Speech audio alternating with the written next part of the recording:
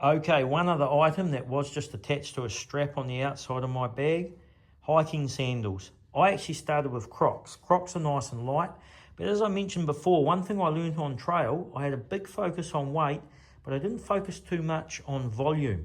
And I found those Crocs just took up so much room. The Crocs also had a fully enclosed toe. And if I was doing estuary crossings, when I started in the North Island, there were a lot of estuary crossings and there were a lot of shells around. The shells ended up getting into the Crocs. So I was walking on sharp shells between the sole of my foot and they were stuck inside my Croc. It was really hard to get them out until I got to the other side.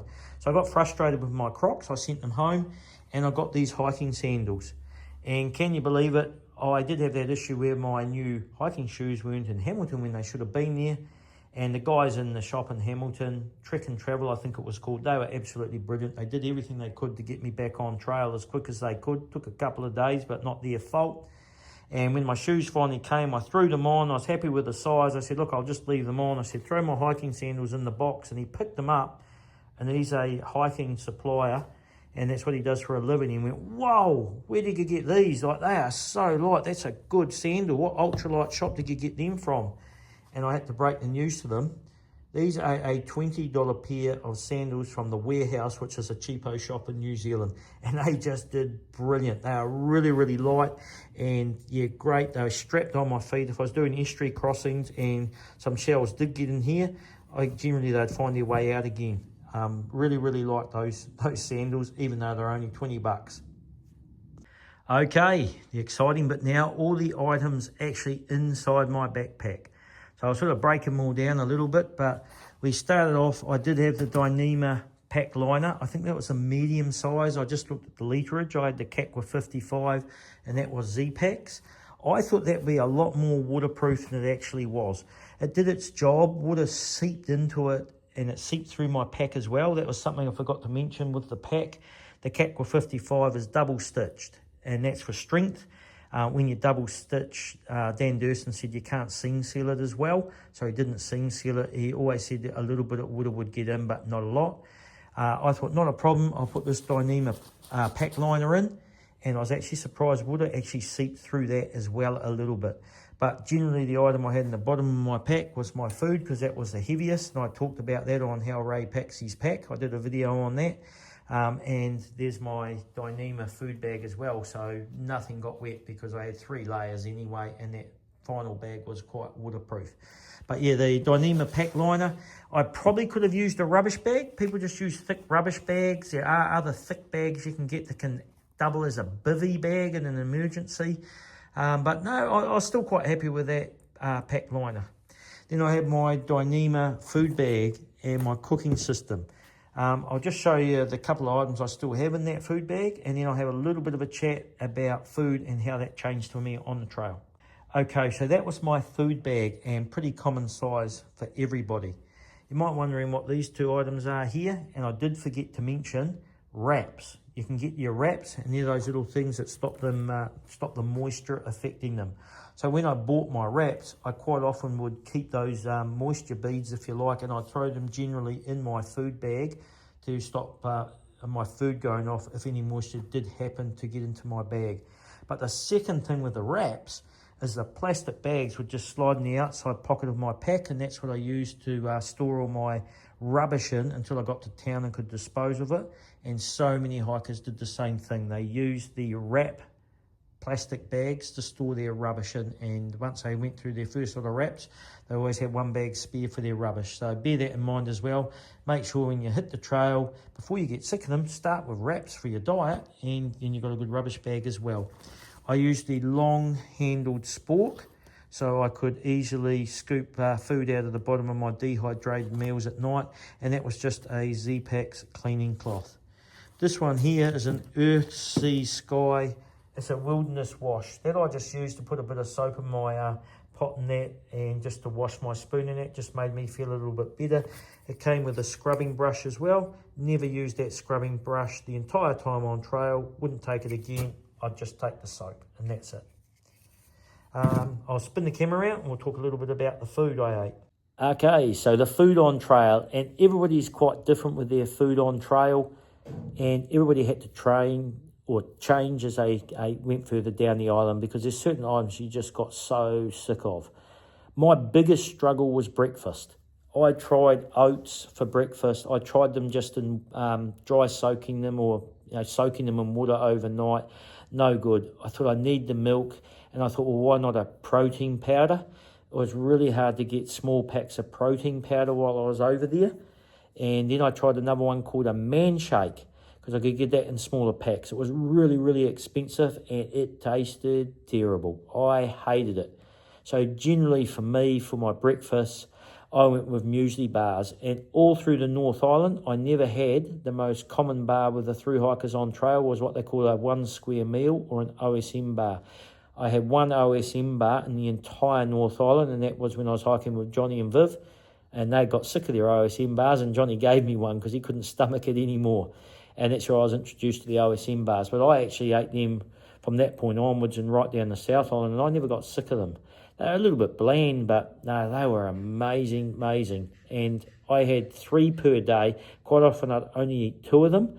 As I say, there's 2 things, weight, but there's also volume. Those OSM bars were packed with good nutrients, but they were heavy, but they were small volume. So I reckon really, really worth the sacrifice with the OSM bars.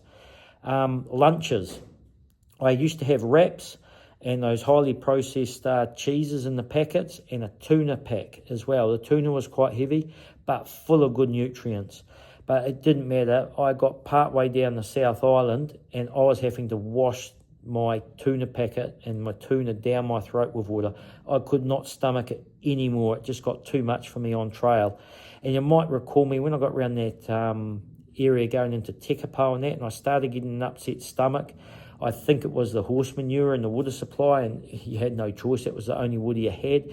But it could have been other things. My stomach might have been getting upset with the same food all the time. And I remember as I went into the next section on the trail, I was really, really amazed, because I jumped up and looked at Kurt Fenton's video, and he did the TA the year before me, just to have a little bit of a look to see what was ahead.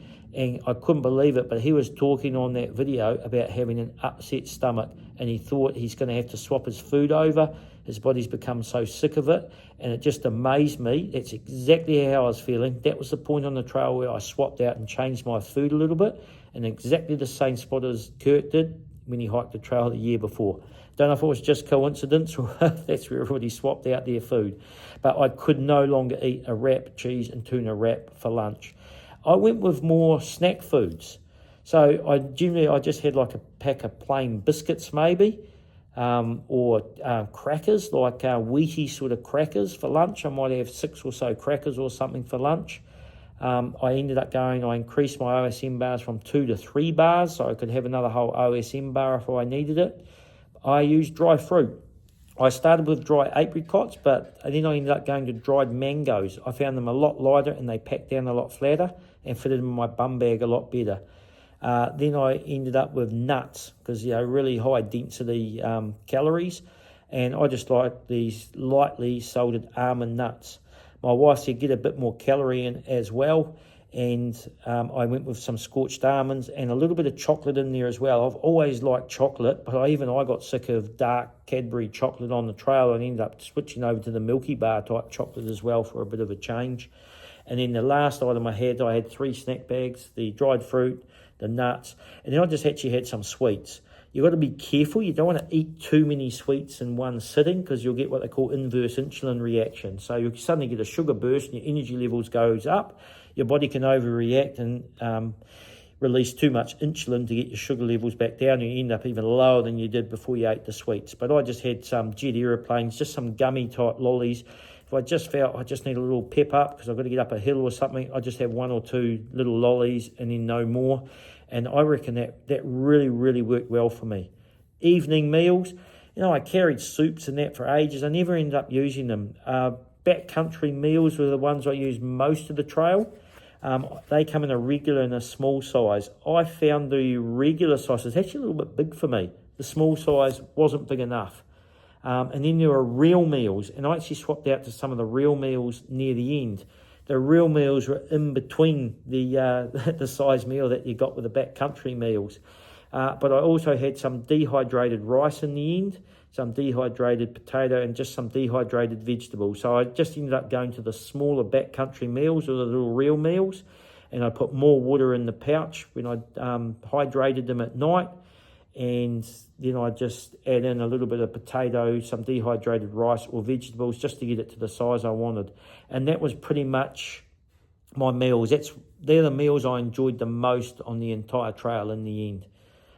You can see when I was in Taumarunui in the North Island, I did show you my typical food there as well for a day. It did change slightly from that as I went down the trail, but it's a pretty personal thing. Some people love breakfast. I was so happy. I just had OSM bars for breakfast. I just got up. I could have everything packed the day before, have my food in my pouch and everything ready to go. Got up, packed down my tent, hit that trail, unzipped that little pocket on my waistband on my pack, grabbed my OSM bar, and I was already walking, having my breakfast in the same time. And that's what worked for me. Yeah, I'll talk a little bit more. You'll see I am going to do the full health update. I have done a full body composition before I left for the trail when I've come back. And man, the results just stunned me. I knew going and doing a through hike would be good for my health, but we'll get to that later. What an amazing, amazing result. And I must have got my calories pretty good on trail. I did not lose a lot of muscle mass. But we'll talk about that more when I do the health check. That'll be a separate video. Okay, cooking system. I had the jet boil. I think it was the Stash was my model jet boil, but basically it's a smaller cooking pot, can do up to 4 cups in this little cooking pot. Here's a little burner. I needed to have a lighter to light it. I didn't go with the automatic ignition. I just thought sometimes those things, I've had trouble with them not working in the future. I could actually adjust that. They sort of say it's not really an adjustable one where you could cook. I did see people cooking on the system, but I generally just boiled the water and had the dehy meal, so I didn't experiment with that. But you could actually adjust the temperature reasonably well with that. I've got to say, what an efficient little burner. You can actually see in the lid here, you can put your gas canister in the lid, and there's 2 size gas canisters that would hold the smaller gas canister. I got the small gas canister in Nelson, and with my 1 boil up a day, because I didn't drink coffee and stuff like that, it lasted me all the way to Te Araroa. And just in case I ran out of gas on the trail and people were struggling to get gas canisters, I actually bought 2. So I thought I've always got a spare. So I carried a whole second canister unnecessarily all the way from Nelson down to Te Araroa before the other one ran out. Really, really efficient little burner. Obviously, I did 1 boil up a day. If you're a coffee drinker and you do 2, you'll only get half that time out of it. But everybody's got to work that one out for themselves.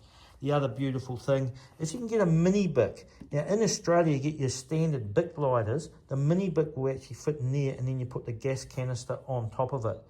Mini Bics are actually quite awkward and hard to get your hands on in New Zealand. But either way, a normal size Bic lighter would just fit in here when you packed it up. That's just a little support feet that go on the bottom of the gas canister. But overall, really, really happy with my cooking system. Okay, so this is the waterproof compression sack I was talking about. And it's an event waterproof compression sack. So somehow it blows the air out of the bottom of that when you tighten it up. And it is a Cedar Summit product. So I want to find a second one of these because it was just so good, and that would be the one I'd use in the outside of my pack, just with those spare clothes that I showed you earlier. But I open this up. Most of the clothes in here are just a repeat of what I wore daily on the trail, but I'll just show you what's inside because there was a buff and a couple of other extra things in there as well. Okay, so these were the clothes in my dry sack that I finished with. 2 pairs of merino underwear. As I said, I certainly could have got away with just 1 spare pair. I already had a pair of socks on my feet. I ended up with another 2 pairs of Creepers socks in my bag. Definitely only needed 1. And as I said, I'd already left a pair of Creepers socks in the donations bin for other hikers. I was amazed how well they lasted. There's a second pair of sun pants that I've already talked about. And there's my nylon pants. There's shorts with the zip-off leggings of them as well. I already talked about how much I loved my base layer. Here's my other base layer. And this one doesn't have the hood. It's pretty much, it's merino, but it's a blended merino, this one. So it did actually last pretty good, a little bit better than the pure merino ones. The shoulders are starting to wear a little bit thin, but I wouldn't buy another one of these. I'd definitely buy another hooded one. This brand is IO Merino. Really good. They back their product. When I ordered all my IO Merino, you might notice that it's the same brand with my underwear and that as well. A lot of my clothing was IO Merino. There was a deal on buying 3 pairs of underwear in the sales area. I just went into the men's area and ordered it. They messaged me a week later and said, "Oi, you paid too much for that." And if they hadn't have mentioned it, I wouldn't even known, but they shoved the money back in my bank account. So IO Merino, Victoria, Australia. If you're an honest supplier, go to them. And they also had another top like this as a base layer that had the hood and everything as I like. So I think they're a little bit better value for money than the Cedar Summit one I showed you. And that was the buff I mentioned. I just had a buff as an emergency, even though I never used it on the whole trail. If I lost my hat or something with all my skin cancers, I thought it was sensible to have a buff there. If I have a base layer with a hood and I've got a second hat, probably wouldn't bother with the buff the next time. And this little item here that folds into its own pocket, that's my feather down jacket. That's a Mercury model MacPack feather down jacket. That was perfect, the Mercury jacket. When I go through the items that I discarded on trail, I had a far bigger puffer jacket than that, and it was just way too hot. As I say, not just weight, volume's important. The one I discarded and sent back home, that was just so hot and so big, it took up so much room in my pack. This was perfect. It's sort of a medium sort of weight jacket. You can get lighter weight puffers. I may have even got away with a lighter weight one, but I did have some pretty good luck with weather. Anyway, those are the only items really that I had, my remaining clothing items, again in that waterproof stuff sack, so I could keep them dry and also compress them for volume. Let's get on to the next thing. Okay, electronics. Now what you need for your electronics will differ. Obviously I did some videoing in that along the way, so I had a few extra items to charge. It really depends what you do. But this is just your little, I can't remember what they call those things, a little Apple bag tag. I actually had that hidden in my backpack, so if anything did go wrong, there were a couple of people got robbed out of the backpackers in the top of the North Island, and what was it, Kaitaia. Be a little bit careful in the backpackers in Kaitaia. If you can afford it, I'd go in a self-contained or your own room, not a shared room, or go in the motel if you can afford it. That was the main problem spot I heard of on the trail where people were getting robbed. This is just a USB-C to USB-C that came with a power bank, and we'll get to the power banks next. This little cord here was just the one that's your old-fashioned USB. That was for the mobile hotspot that I had. Again, with my power banks, this is a little converter from your normal USB to your USB-C. And I actually have several power banks, which I'll show you in a minute. So I had a couple of those, which was really good. Charging cables. One's for my headlamp. One is for my Garmin InReach Mini 2. And the last one was for my Garmin watch. I've got a couple of USB-Cs to USB-Cs. To be honest, I ended up with these orange cables. I probably only needed to bring one of those cords with me. You're always fighting for power points sometimes. You get to an area, everybody wants to get everything charged. So if you manage to get a power point, I had a double USB-C one, and I also got a normal double one as well to get everything charged. And I actually bought those on trail, so I also had a normal Apple USB-C charger with me. Probably would drop that one in the future and just take those two with me. And those were all stored in a Ziploc bag, just in case I did end up in a river or something, to keep them dry, obviously, the electronics. Here's my second little cable here. I ended up with 3 of them, but I just bought 2. And I had 3 10,000 milliamp hour Nightcore power banks. Probably could have just had 2. I carried 2 with me in the North Island. I was worried about Richmond Ranges. I thought I might be in there for 9 days, and I thought I just need a little bit more, because if I didn't sit down and make the videos every night, it took me about an hour for every video that I uploaded to make the video. And you can imagine if I did like a 9 or an 8 day, it took me in the end to go through the Richmond Ranges, I'd get into town, I'd be trying to do my resupply. I'd have 8 or 9 hours of work to do just to make the videos. So I made the videos, that was my ritual. I had my evening dinner, I climbed into my bed, no matter how tired I was, I made the video that night. But because of that, it did drain battery, so that's why I went with 3 of those. This is actually an external hard drive, so if I lost my phone or something, I could actually back up all my videos, all my photos, and that transferred really quickly. In fact, this is where I got the orange cable from. It was a really fast transfer cable for the solid state drive. It's just a solid state disk drive to store stuff on. And as you know, if you watched my whole video series, I did end up losing my phone in the Wanganui River. I backed everything up to that, and that's why you still got some Wanganui River footage. Otherwise, we would have lost a lot.